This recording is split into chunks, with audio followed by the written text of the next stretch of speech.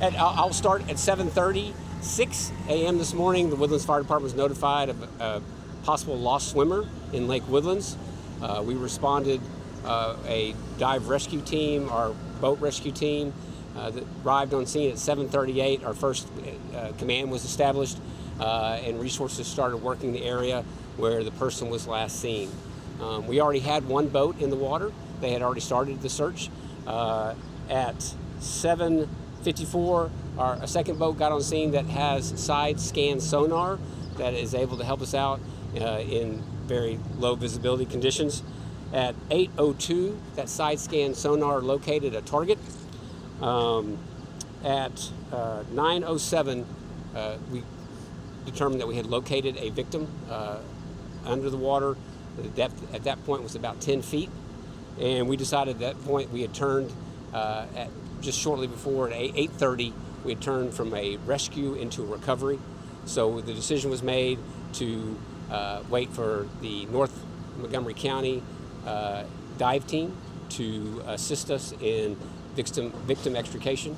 That victim was extricated at 9:39 and pronounced DOS at 9:44 by Montgomery County Hospital District. They were brought here to North Shore. Medics did a cursory examination and then made a call to pronounce them at 9:44. And at that point, we turned it over to MCSO. So the Montgomery County Sheriff's Office was, once we're notified of the drowning here at this location, our Montgomery County Sheriff's Office Major Crimes Unit were contacted. They're responding. They're going to be conducting the death investigation, as that's normal protocol for any drowning in Montgomery County. The body will be taken to the medical examiner's office for further investigation. Any details about the victim that you can provide at this moment? No, ma'am.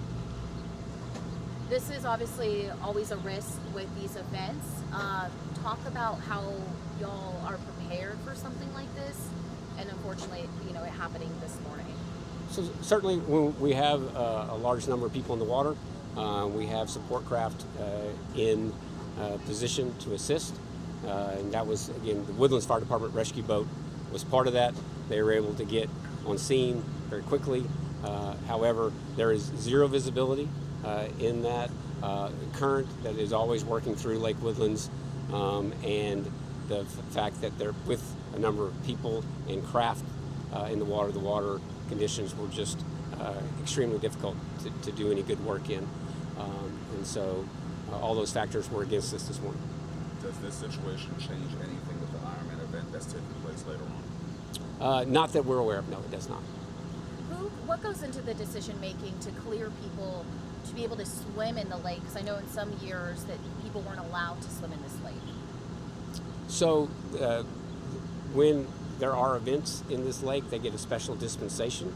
Normally, the Lake Woodlands, we don't allow swimmers in Lake Woodlands due to the fact of the low visibility conditions and hidden obstructions, construction materials and stuff underneath the water. So just to confirm, the victim was swimming and not in a boat or any other kind of watercraft? The report that we had was that there was a person swimming that got in distress and disappeared, and that was reported as a lost swimmer. At the top of your head, do you remember how many drownings there have been from the IRONMAN event here in the Woodlands? I don't have that information at all. And are you all able to confirm it was someone participating? No, ma'am.